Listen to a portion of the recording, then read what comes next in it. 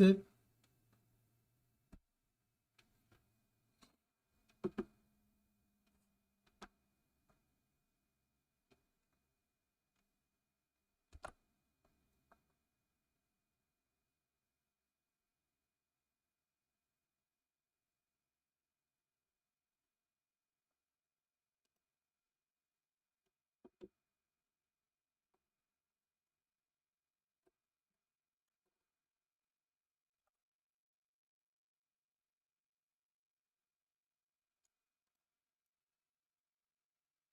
So we are live on YouTube. That's good news.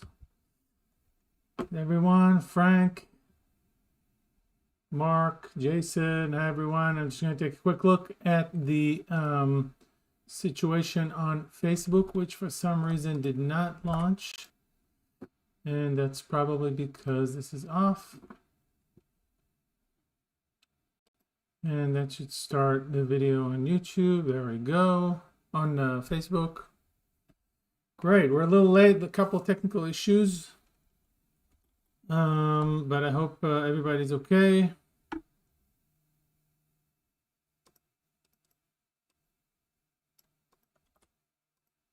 We can move this out of the way so I can see all comments by you guys.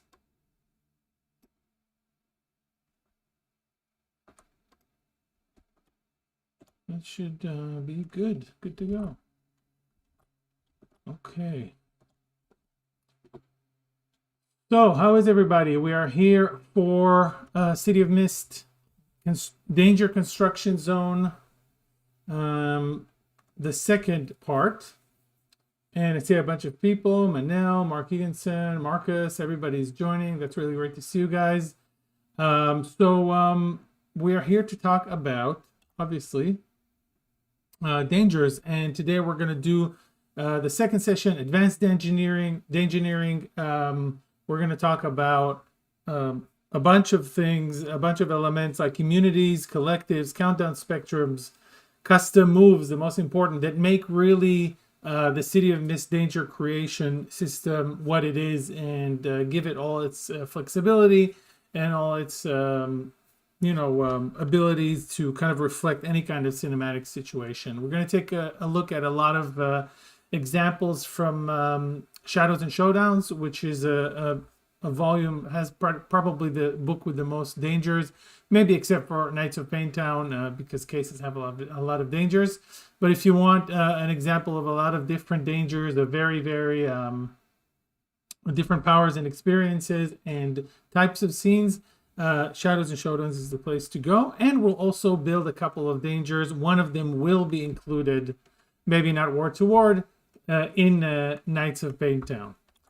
So we got a bunch of people coming from different locations. Great to see everyone. Let's take a look at Facebook.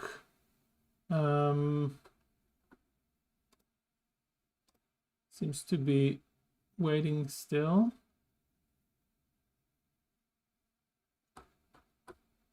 So we're just gonna fire that up.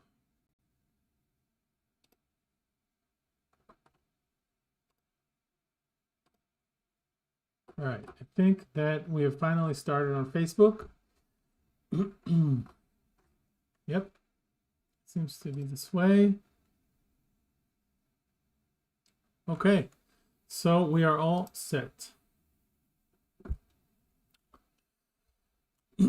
Okay, so once again, for those who are just joining from Facebook, we are here on Danger Construction Zone, second session, going to work on some more advanced stuff for dangers, but we won't go into all of that again.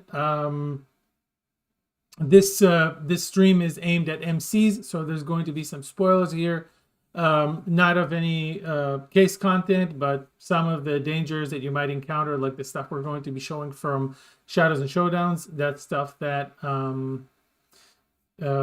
you might be kind of, if you're a player and if you don't want to reveal some of that stuff for yourself. However, I'm sure that even your MC can't fit all of the dangers in Shadows and Showdowns in one campaign, so you should be okay.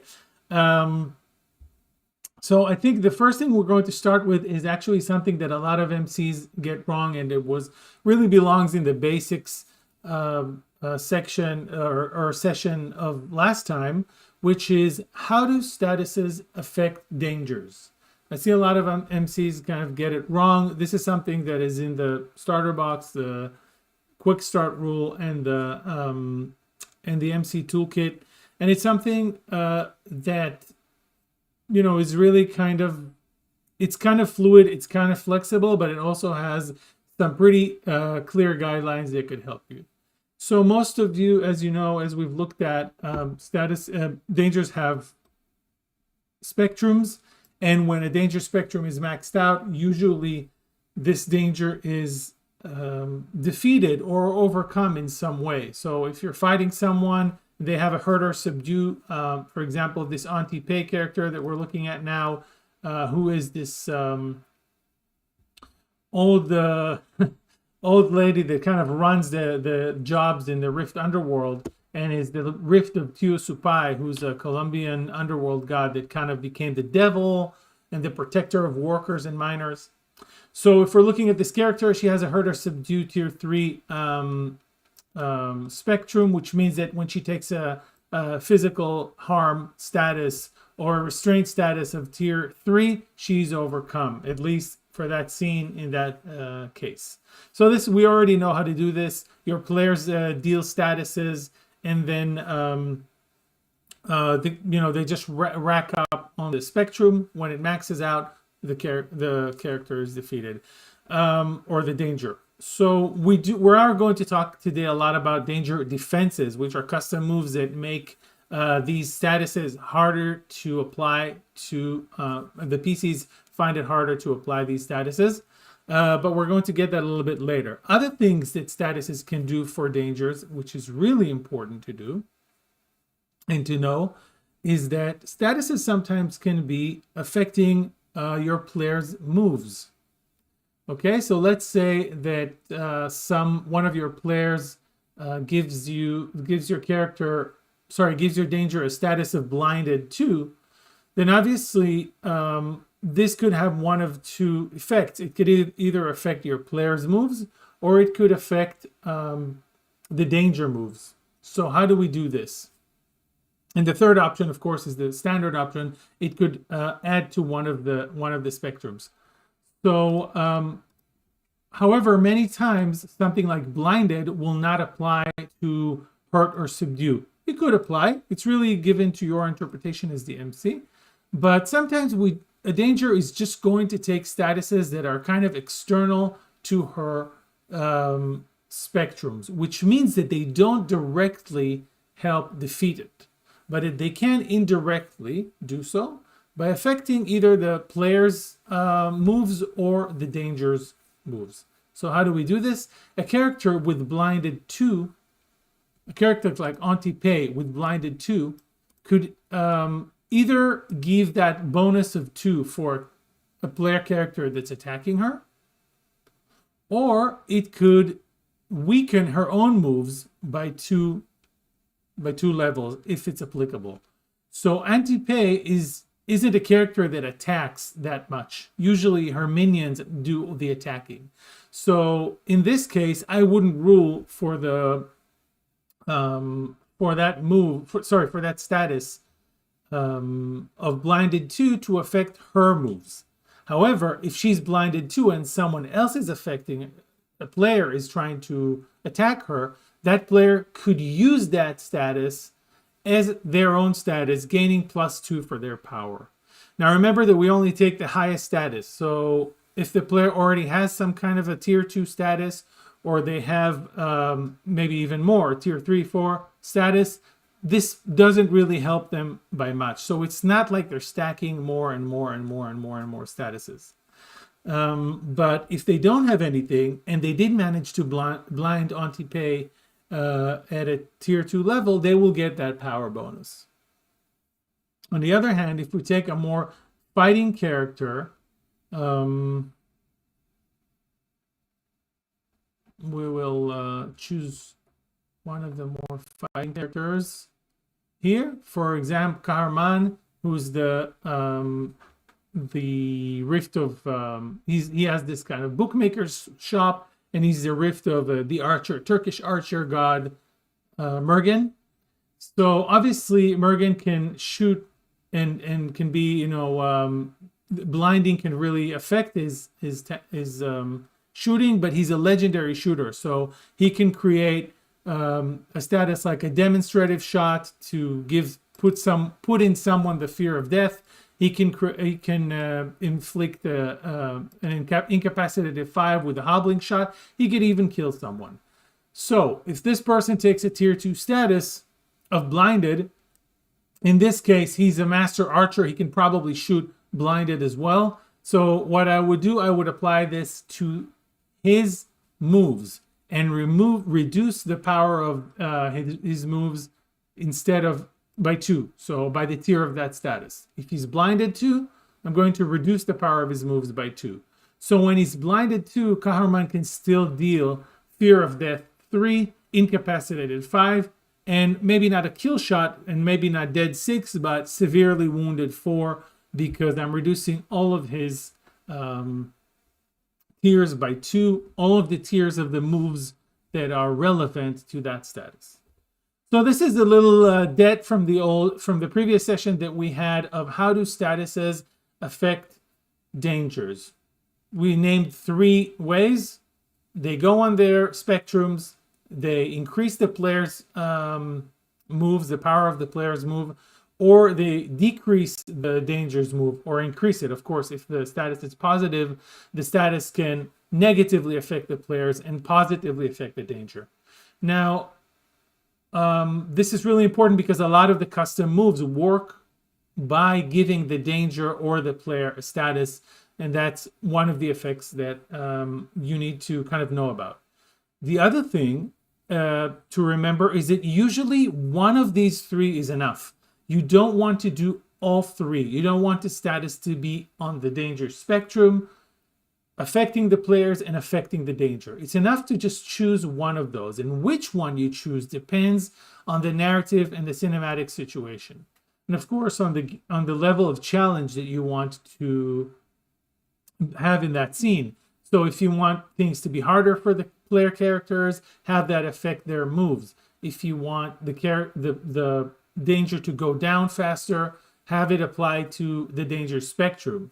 Or if you want to have an interesting combat, but you don't want the danger to hurt the players too much, you can apply it to the danger's moves. So this is kind of like just like getting a baseline before we start diving into more, a little bit of more advanced stuff. So does anyone have any questions? I can see the earnest wishes that, for hardcovers of Shadows and Showdowns and Knights of Paintown. Believe me, I feel the same, and we're getting there. So hopefully very early next year, we'll be getting that. So let's see if we have any questions on Facebook. Not right now. Okay.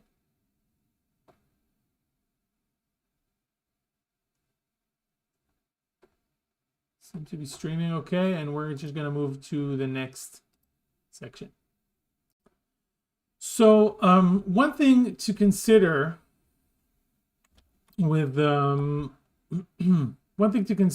characters are that there's more than one type of spectrum. So last time we talked about the basic type of spectrum, a defeat spectrum, and that's kind of the standard thing. You rack those statuses up. This is really what makes a danger become an ongoing threat or adversary rather than just a single move challenge where you just roll one time, okay, it's resolved, and you move on. These spectrums make the danger a long, ongoing thing. However, you can use the spectrums for other things. First of all, you can use spectrums to denote immunities. So it's completely, it's completely common in the narrative that a character is simply immune to something. it's not going to happen. You know, a ghost is not going to get killed by a bullet. So you can reflect that by giving your danger that you're building immunities, things that are just never going to hurt her. For in the example of Antipe, again, this kind of rift underworld fixer, who is the rift of Tio Supai, pretty much the devil's. I mean, obviously, it's a lot more complicated than that, but if you want to compare it to something, it's unlikely that anyone is going to scare this character. She's also either a borderliner or legendary. She's pretty powerful. Her mythos is protecting her from threats. And she's also been working the underworld for very long and dealing with a very wide range of rifts. So she's not really intimidated by that. So this is why this character has a threaten bar, or dash, which is the way we denote an immunity. She has a threatened immunity. What happens when your characters give the threatened immunity, a threatened status or a fearful status to a danger with an immunity? Nothing happens. I mean, what happens completely in the narrative, and this nothing has to be a thundering silence kind of nothing. You will relay to your players through the narrative.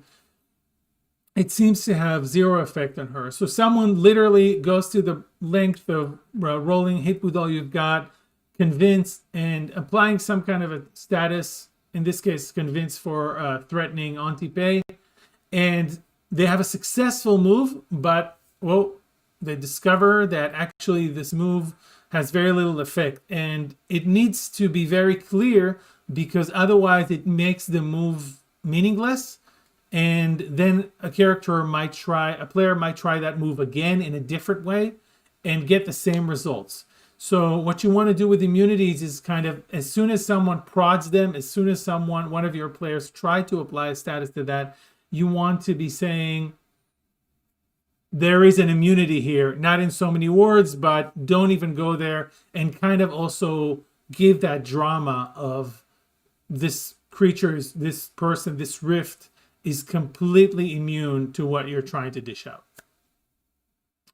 So that's pretty much it. If you have some ideas for some of the dangers that you've played with and some of the immunities that you've applied, so please put them in the comments. I'd love to hear some examples. Obviously, the go-to one is ghosts and disembodied creatures. Usually don't have, the hurt and subdue spectrum. They're immune to that. But if you guys have some other ideas, that would be really cool to hear. And the second type of status or status spectrum that you could put on a danger is the really valuable one, the really advanced one, the one that you can really play with, is the countdown spectrum. So the countdown spectrum is not really a new idea. We have it in it was really clocks were in the first Apocalypse world. It's basically something that is going towards a transformation, going towards a turning point. You are counting to see when this danger is going to either level up or something interesting is going to happen with it. So usually a danger with a countdown spectrum needs a way to put statuses on that spectrum. So let's take, for example, another danger, which is actually the trope of a vulnerable character. So we're going to choose for this the character of the Rift of Johnny Appleseed, known as Johnny Garcia. And Johnny Garcia is, just like Johnny Appleseed, a super wholesome character who's also a reporter. So she sticks her nose where it's not supposed to be. She uncovers a lot of wrongdoing because this is the city and it's always raining and it's always corrupt and people are bad, or they're just driven to do things for many reasons. And Joni's kind of wanting to improve all that because she's, she symbolizes wholesomeness, just like Johnny Appleseed, and she has the power of spreading that wholesomeness, just like Johnny Appleseed. If you don't know, it's an American folk character, a real person, but who kind of transcended into a state of legend, who basically told people about the healing or the good qualities or properties of apples, and spread apples across the pretty much the continent. So we have this character. She's very inquisitive. She gets into where she's not supposed to be, and sooner or later someone's going to hurt her. So Joni has her main. She's not a danger to the crew in the sense that she's going to attack them unless they're, she kind of corners them and makes them confront what they're doing if they're involved in that kind of stuff. But she is a danger in the sense that she could get hurt, and she's often a kind of character that many crews would want to protect. So she can complicate the investigation for sure. And for this, she has this spectrum of come to harm, which is kind of a dual spectrum. Technically, you could use it to hurt her and defeat her, so to speak, but this is not really what this danger is about. This danger is about becoming more and more and more at risk and kind of spurring your characters into protecting this danger. So she also has a special move called Tragic Loss, which triggers when come to harm maxes out. So like I said, every kind of countdown spectrum needs two additional elements in order to work. You have the countdown spectrum, but you need a way to put statuses on it. So this could be a hard move that is built into the danger, or could come from the outside. And there needs to be another custom move that tells you what happens when the clock or the countdown countdown spectrum maxes out. So Tragic Loss in this case is exactly this. It says when Joni Garcia's come to harm maxes out, make something horrible happen. If you don't remember, this is one of the MC's hard moves. At the end of the next, so basically something happens to her, she's hurt, she's kidnapped, something really horrible happens to her, which is why that move is there. But in addition to that, this is just a hard move. But in addition to that, you also have at the end of the next downtime, each crew member takes guilty for, despaired for, sad for, or committed to change for as appropriate. So this is a powerful move. It kind of slams the crew with this tragic loss of a character that is really trying to spread good in the city. So this is, with Joni come to harm for, we don't have a status that is necessarily, she doesn't have a move to inflict a status on come to harm herself. However, of course, people can try to hurt her. All the villains can try to hurt her. They can make their moves against her, add statuses to this tier, and when it maxes out, something horrible happens, and at the end of the next downtime, everybody's depressed, everybody's sad, and you have a very dramatic moment with your character, with your danger. So these are countdown spectrums. This is really how they work. It's a kind of a triangle. You have the spectrum, the status deployer, or whatever you want to call it, move, and then the move, the custom move that triggers when the countdown is maxed out. So let's go back to immunities for a second. We got a couple of suggestions here.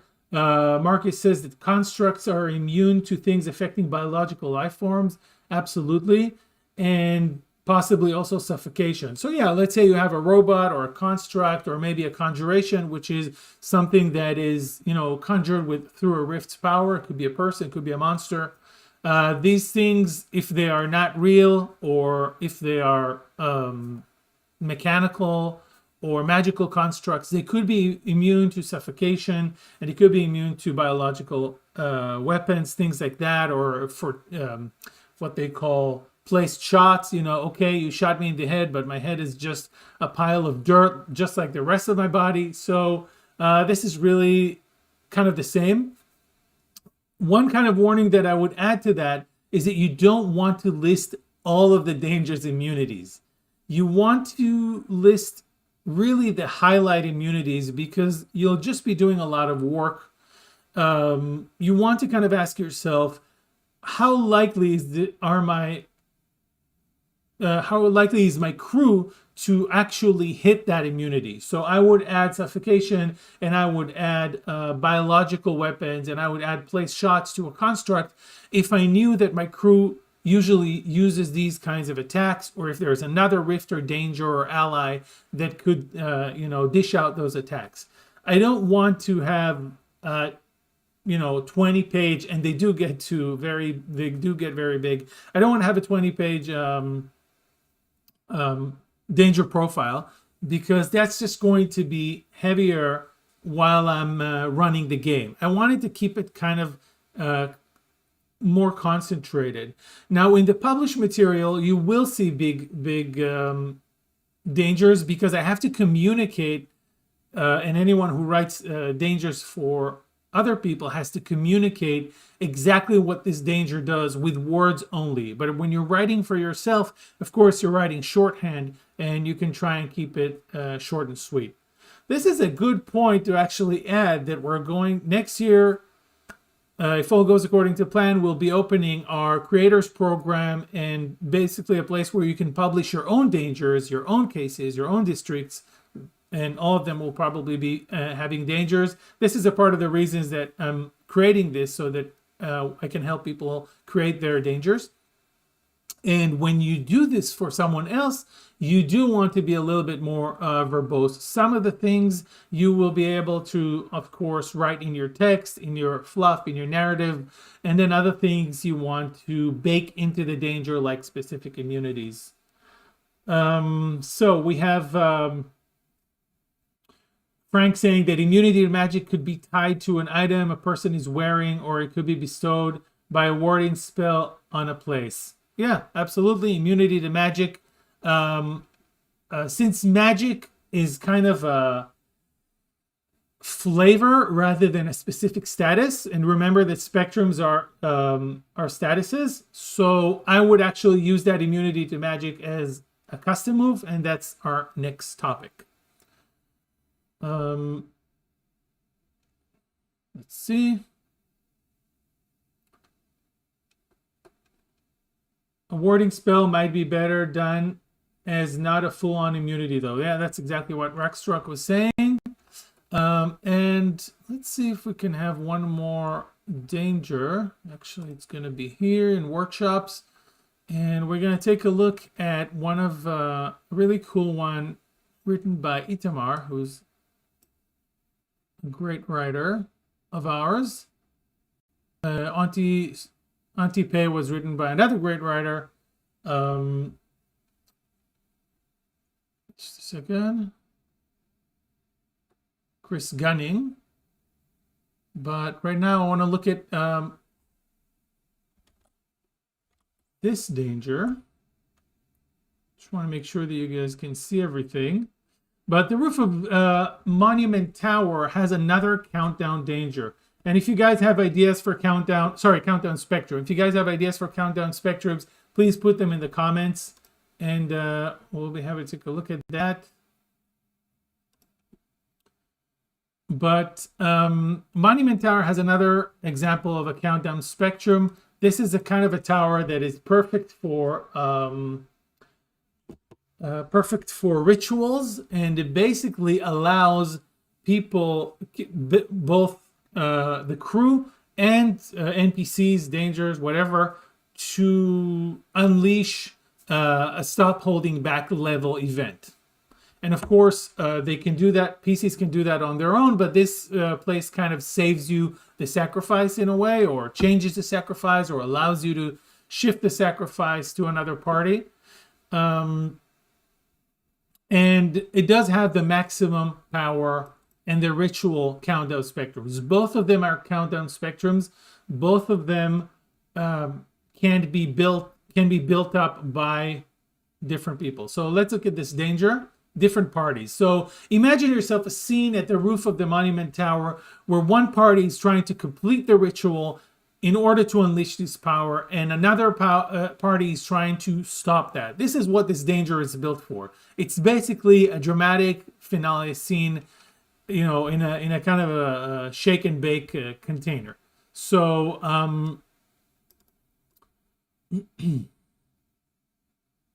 a party conducts a ritual. That's the first part of it. Power coalesces. So the MC may give the roof powering up as a soft or hard move. So as a ritual starts, this is the move that builds up more and more and more power in maximum power. And when maximum power maxes out, this is one clock. One countdown spectrum is counting the power up of the tower, and the other one is counting the completion of the ritual. So, and basically the PCs and their enemies can't really affect the powering up. What they can affect is the ritual countdown spectrum. The PCs, if they're conducting the ritual, want to build up the ritual statuses. And if they're trying to prevent the ritual, they want to build it down. But when the time is up and the maximum power has been reached, we have the trigger move, which is, it is time when maximum power maxes out. If ritual has no statuses, nothing happens. That's okay. There's no ritual going on. But if it's incomplete, something goes wrong. And if ritual is also maxed out, the ritual is also complete, it's like a 10 plus on a stop holding back, but the price may be moved on, the sacrifice may be moved on to someone else. So it's a very powerful danger, a very powerful place, but it's more like how you use it. This is another example of two countdown spectrums happening at the same time. So Cyberwolf says, looks cool, reminds me of the idea of a room I had last stream about, a room where to find something you have to lose something of great importance. Yeah, you can definitely do that with a countdown spectrum and kind of see, if you lose enough things, then it builds up and then you release something. Raxarot says, fire spreading is a soft move, eventually getting out of control will make for a good countdown. Absolutely, there's a danger like that in the core books in the MC Toolkit, where a fire spreading, a bomb ticking. These are the classic countdown situations, and they make for a great tool to make your scenes more dramatic. Now, I usually put a countdown spectrum in front of the players so they can see it. There's also, I think, in the starter box, a countdown spectrum for Delia showing up, for one of the villains to show up. And I usually put it in front of them. You can also kind of keep it to yourself and just track it in the background. But I feel that if you want to stress them out, you want to kind of put it there. And then as a soft move, which is basically after each one of their moves, you kind of tick another box or another whole tier. So this is a good time to kind of remind ourselves of how, how tracking cards are built and how statuses are actually quite a non-linear thing. Someone could probably help me with the math and tell me what the English term is for a graph that goes that way. But basically, it's becoming, as it's harder and harder to reach the next tier. So tier 1 to tier 2 is just 1, tier 2 to 3 you need 2, and so on and so forth. And this really affects countdown spectrums. I see that a lot of the times MCs don't kind of think about it all the way. They just do, okay, countdown is like 1 to 6, and every move I give it 1, 2, 3, 4, 5, 6, it's done. Or 1 to 4 or whatever. This is a great way to use it. This is the basic way to use it. Another way that you can use it is is the same, the same way that statuses stack up. So let's say that, maximum power in the roof of Monument Tower, it has a maximum power of 5, and I give it a tier 1 every time. Okay, powering up tier 1.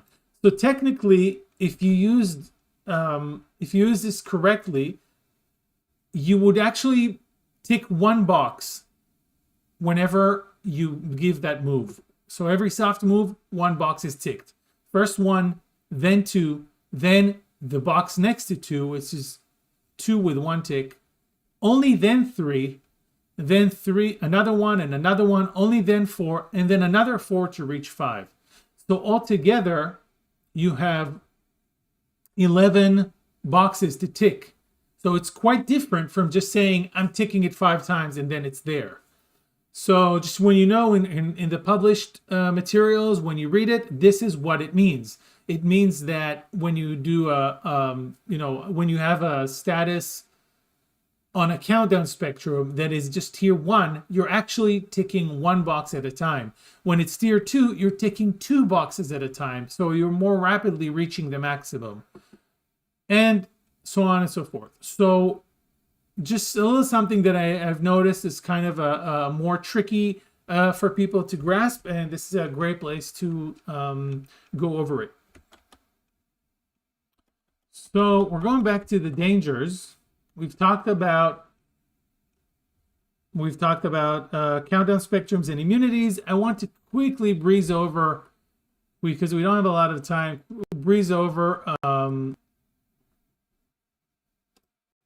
the collective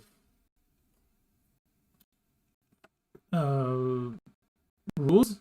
So collective is a way to make dangers. Stop, take a breath. Okay, so we're going to look at Spire Security, and one of the nicest pieces of art. I think I really like it. They're gargoyles, and they're a good example. But a collective is a way to make the same danger apply to a larger scale. So let's say you have 5 guards, or 20 little creepy crawlers, 20 birds, 20 ravens, or 100 creepy crawlers that are attacking the group at the same time. They're a collective. A collective danger is always reflective of 1 member. So you can always very easily decide, okay, I'm going to let the crew fight individual members of this group. And you don't have to change anything, because the danger as it is just for 1 member. The collective rules allow you to sorry, I got distracted here with a question, but I'll get back to it in a minute. The collective rules allow you to kind of scale that up pretty easily. The crew is fighting now with 5 Spire security guards. Okay, that means they have a collective of 1, size factor of 1. And the size factor is a very interesting thing. It only applies when the whole group is doing the same thing. So it only applies, it's either passive, on the receiving end or the giving end. So it only applies when a PC attacks the entire collective at the same time. And it only applies when the entire collective is attacking the PC at the same time.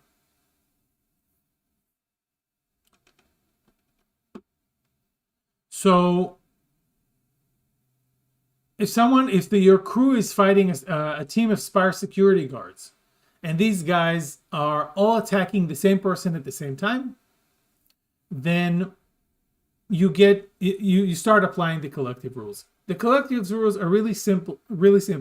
You increase the statuses that this group deals by their size factor. You increase the tier by the size factor. So if these guys have size factor 1, you add 1 to it.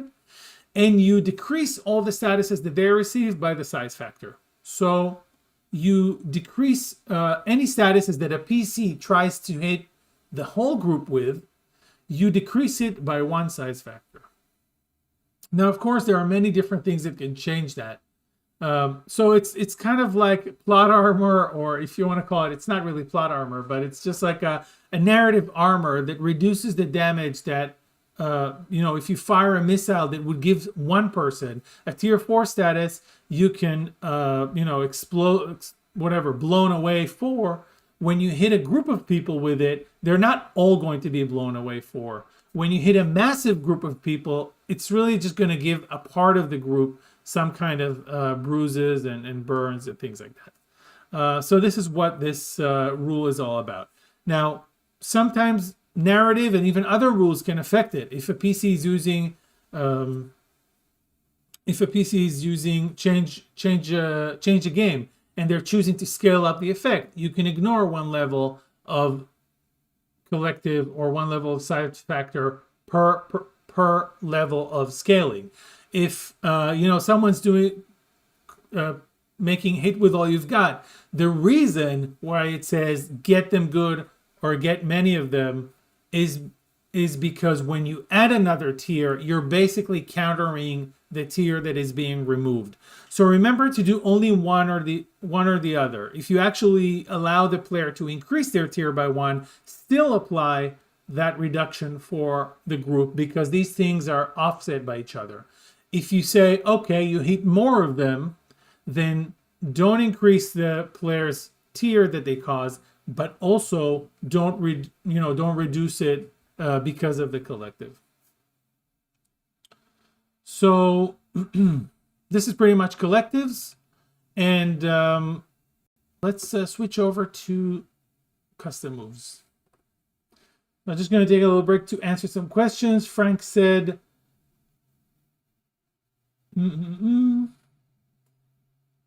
so you could use just a soft move to increase a countdown status. So yes, absolutely, Frank, you can do that. But you need a custom move to do it, and we'll talk about it in a minute. What custom moves do is they allow you to make hard moves as intrusions, or soft moves. Well, you don't need. It basically allows you to make hard move, which is give a status, as an intrusion. And that's what allows you to do it out of the natural order of things. If you go back to the first session, usually we only make a hard move when we either set it up with a soft move, players did nothing, and then we slammed them, which is called hit them after a fair warning, or when a player rolls 6 or less, they roll a miss, we get to make a hard move. These are the standard times when we do this. But custom moves allow you to make a hard move at different times. And this is the reason why, if we're going back for a second to the Monument Tower danger, this is the reason that this is in the custom move sections.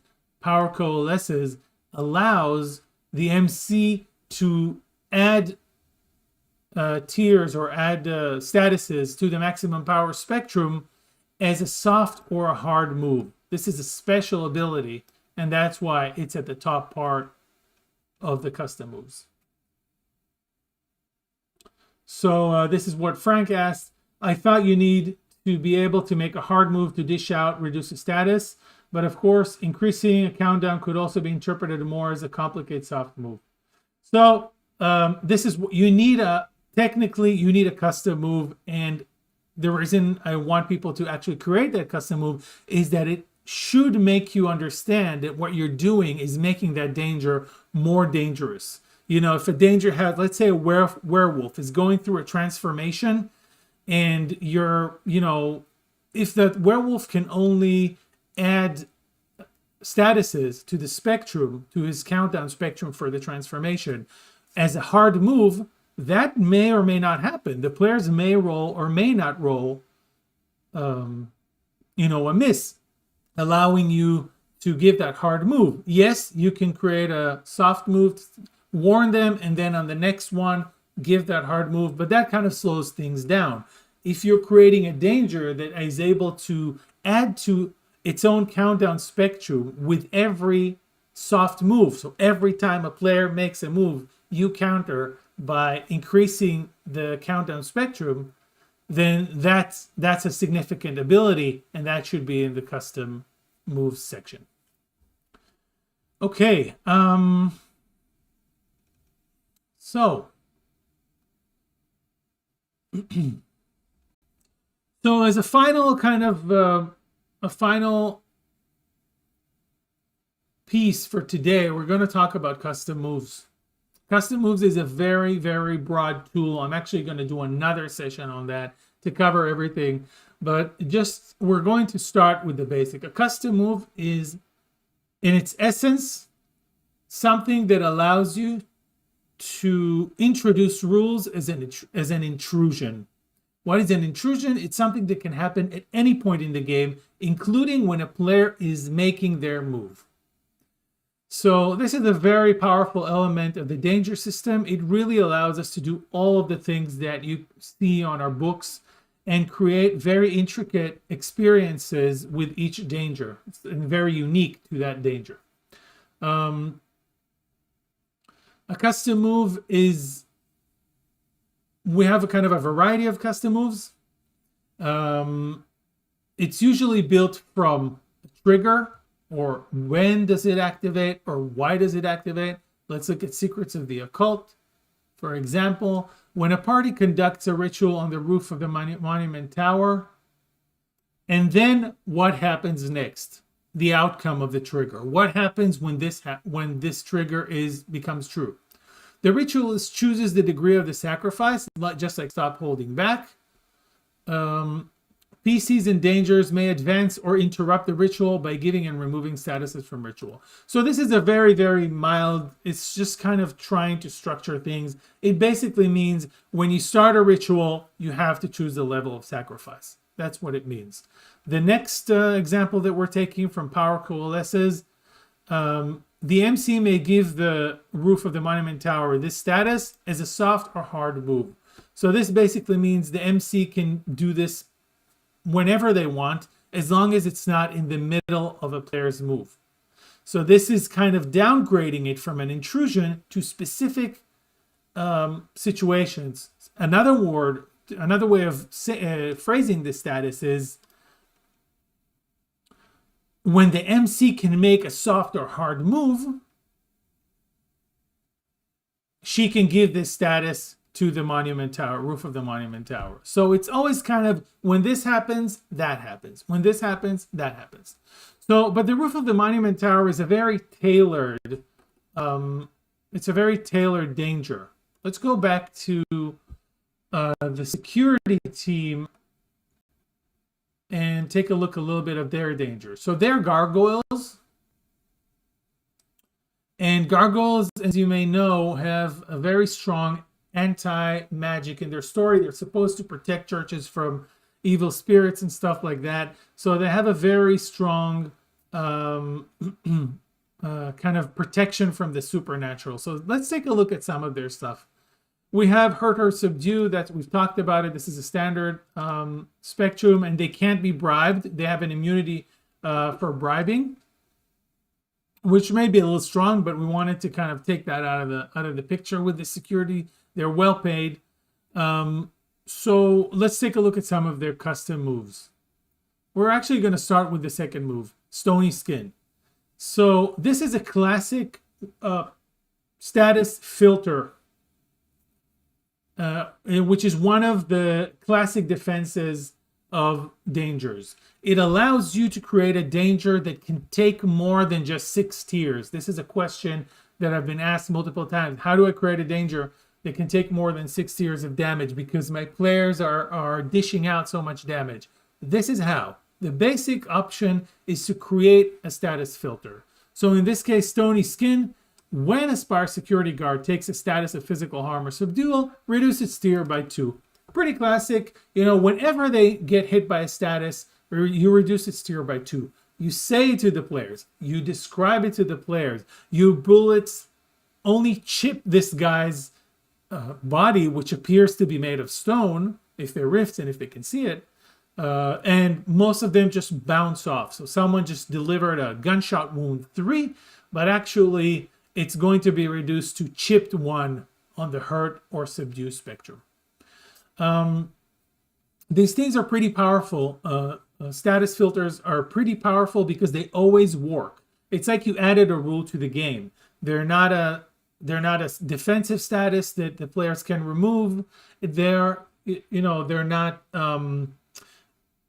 they're not a higher spectrum max so that they can take more. It's just like a constant filter that makes your players less efficient, their attacks, make the PC's attacks less efficient, and makes this danger quite tough. If you start going to the 3s and the 4 with the status filter, you're actually asking your players to dish out 4 and 5 statuses that will be translated to just a tier 1 status. So bear that in mind. It's a very powerful defense. And someone's asking if the stream is going to be saved on YouTube. It is saved on YouTube, and you can watch it later and kind of drill into it. That's why I'm also allowing myself to kind of rush through a lot of this stuff, just so we can get everything in there. So, so this is one type. Another type of custom. When this happens, that happens. And you should note that this is happening as an intrusion. It doesn't matter if it happens as a result or in the middle of a player's move, it still applies. Okay. Now, another type of status, sorry, of custom move that you can do, it's a defense that is more of a narrative sort. You can say that very explicitly that certain tags just don't work on these characters. Let's look at a ward against the supernatural. So you cannot invoke Mythos power tags or Mythos-based story tags to directly affect a Spire security guard. This is not really, this is kind of an always situation, so it doesn't have a trigger. It just says you just can't do this. And most of the times, the tags resolve themselves whether or not they're relevant. So I could have just given them a tag saying resistant to magic, and that would work the same way. But here in this case, we wanted to make them completely resistant to magic in a way that can be just peeled off them with the player change the game, canceling their magic resistance tag or status, and just whamming them with magic. So this is kind of another thing that you can bake right into the danger. Another very famous type of status is the when you enter the scene, which basically means almost always, give this danger a status or a tag. This is something that kind of allows you to define the condition of the danger when they enter the scene. Something that is just like, maybe they're alert, maybe they're, maybe they're angry, maybe they're sad, maybe they're juiced up with some kind of magic. This basic template, which is called starting status, is kind of very, very common in our published materials because it helps you set the scene, and it also helps you give your danger a starting status, but also a starting advantage over the crew. So let's look at lurking above. When Spire security guards enter the scene, if they're above their targets, so there's another condition, if they're above, give them aerial superiority 2. So these guys are very, very strong flyers. Obviously, they're gargoyles. All they do is like guard skyscrapers. So we wanted to give them a little bit of an extra oomph when they start on top and they're kind of, gliding towards the characters. Now, going back to the beginning of this session, I talked about the effects of these statuses. When a danger has a status like that, it either means that it increases the danger's effects, or it means that it decreases the player's power when they try to, for example, attack someone with aerial superiority. You get the picture. However, I do want to say that when you increase a danger, you don't just add it, you don't just add the tier to it. You use the rules for stacking up tiers. So if we look at shoot at the opposition,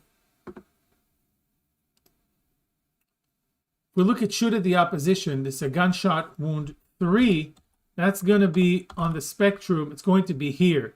And actually, stacking on aerial superiority is not going to enhance it by much because it's not going to make it It's not going to be strong enough to actually cause tier 4. However, we know that they can use a window, an air vent, an elevator shaft to retreat, regroup, and then attack from an unexpected angle, giving them another aerial superiority, bumping up their aerial superiority in total to 3, right? 2 and 2 is 3. And then that would improve their gunshots to a tier 4 level.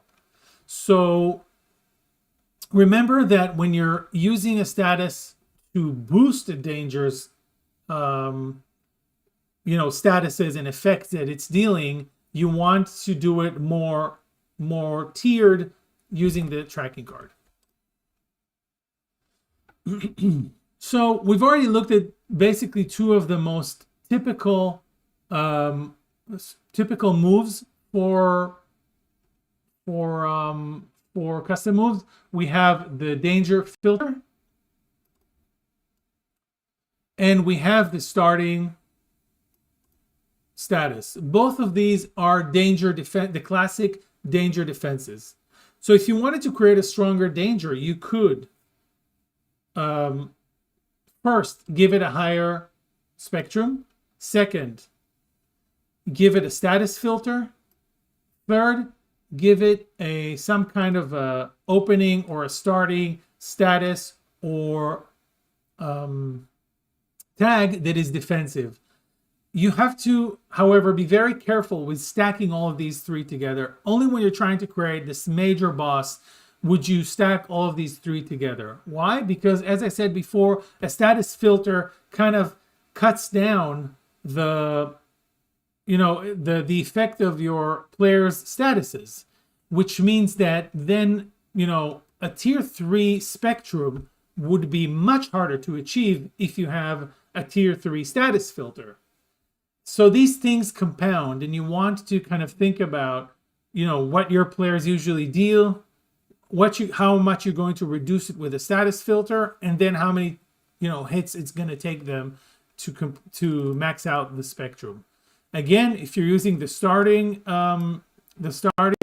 status could be something that can be taken away. The aerial superiority could be taken away. If you're starting with a shielded status, magical shield, or something like that, that could be taken away by the players. So it's a little different to a filter, but it's still significant. Someone's attacking and they get a -2 to their power. That's a significant reduction. And you can also use these things, these customs, to create negative things for the dangers that the characters can kind of find out using investigate. For example, creatures of the night, while Spire security guards or their target are in direct sunlight, the guards have partially blinded too. So this can be challenging for the guards to fight creatures that are in direct sunlight or very bright. And if the characters find that out, you give them this status, which obviously is more helpful to the PCs. So these are kind of the major defenses that you can add through custom moves, but the range of things that you can do with custom moves is really very, very, very big. We have used custom moves to create very specific experiences in every scene or every location that we're including in the games. One of them is, for example, Mergen's Bookmaker's Game of Skill. So if you go into Mergen Bookmakers, there's a lot of entities with a lot of knowledge there. You can get some things, some information, very valuable information, but unfortunately, you have to win a game of chance in order to do this, or gambling rather. So you're basically going toe-to-toe with your opponent. And as you're playing, you're kind of stacking, you're stacking statuses on the defeat spectrum, and that spectrum's maximum is determined by the number of clues that you're seeking from these guys. So if you're just playing for one clue, it's going to be pretty easy or reasonably easy. And if you're playing against 4 clues or 5 clues, it's going to be quite dangerous. So when defeat is maxed out, you gain the number of clues you wagered minus any clues you collected already, because there's an option to collect during the game. I'm looking at time to collect here. And you also get a Solvent 2 status. However, when you hit tier 5 with losing, because they can give you a status of losing over here, you lose. And then you remove this status, but you take humbled or short on cash because they take your money away. And if you're arrogant, that's even stronger by 1 tier. So this is just an example of how to create something very specific with custom moves. Then going back to Kahraman as an example, we are looking at the more classical moves. Starting status, Wisdom Untold. When Kahraman enters the scene, Kahraman is the owner of this place. He's also the guardian of this place. He's a badass. He is the Turkish god of archery. You don't want to piss him off. So he is also the god of knowledge. So when Kahraman enters the scene, give him mystical awareness 4. This status cannot exceed tier 4. You can't give him another mystical awareness 4 and, fry his circuits. So that's why it's there. And the MC can renew this status as a soft move. This is an addition we sometimes put on a starting status custom move to kind of say it's very easy for this character to renew their mystical awareness, to restore their shield, to restore their aerial superiority. It's something that can happen, immediately after the move that was done to remove it. Usually, I only use it after one character had.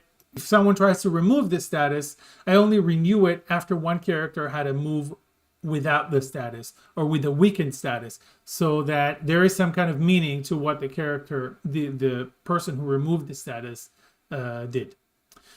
So, as you can see, okay, another very, very important, sorry, this is something I forgot. Another very important defense custom move is the first attack or the first strike. Let's look at Archer God Instinct. When you try to harm someone at Mergen's Bookmakers, so it's not just about him, not just Kahraman, it's also anyone else. Kahraman first hits you with one of his hard moves.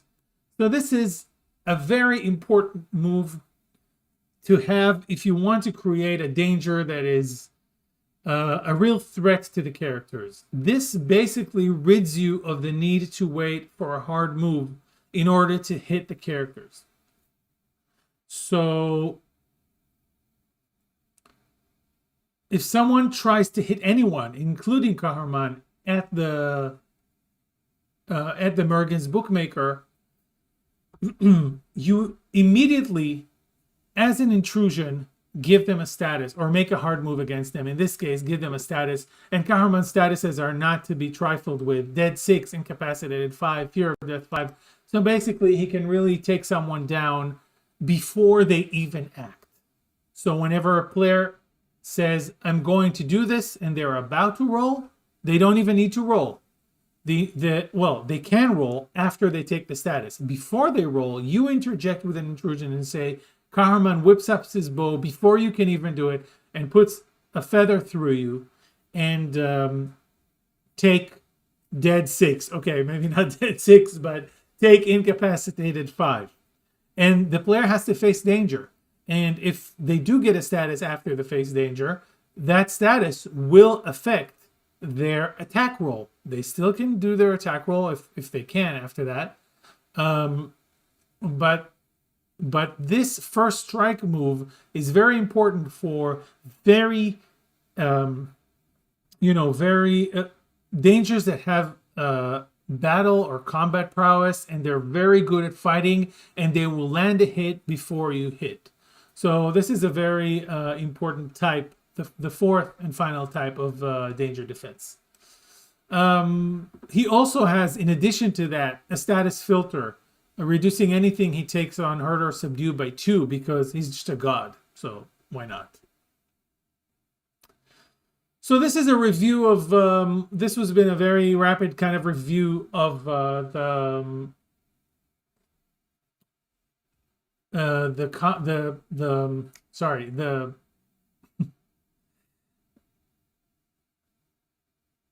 Total Fried. And this has been the review of the custom moves for dangers.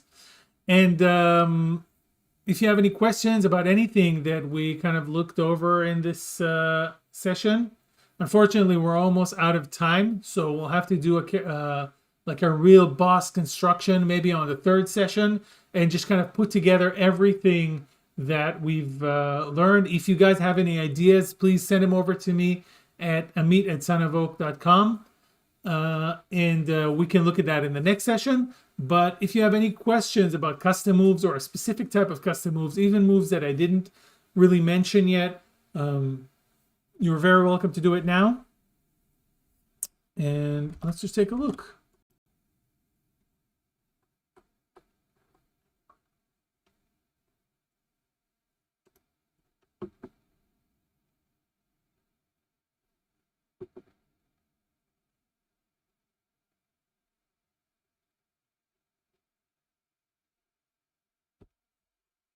Okay, so I think we're going to wait one more minute if anyone comes up with any kind of question.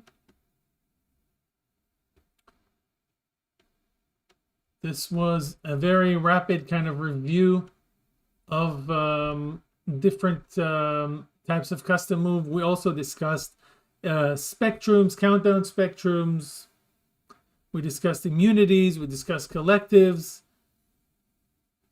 And within custom moves, we discussed a more specific group of danger defenses, custom moves that are used for defenses, like the first strike, the status filter, the starting status, which are kind of the basic templates for custom moves. And then we looked at some of the more complicated moves that we've been using and how to use them. We looked at how to use dangers, statuses on dangers. So Jason is asking, when is the next one? We will definitely announce it. So stay tuned to all of our channels. I'm not sure. I could do another one maybe before the end of the month, but that depends on a lot of other things. So we just stay tuned and we'll announce when exactly. Okay, everyone. So thank you very much. This has been a great workshop. Please leave your comment. You can ask more questions in the comments. You can give your suggestions on how to improve this in the comments as well. And this was a really, really great session. Thank you everyone for participating. And I will see you in the next one. Until then, don't believe the mist and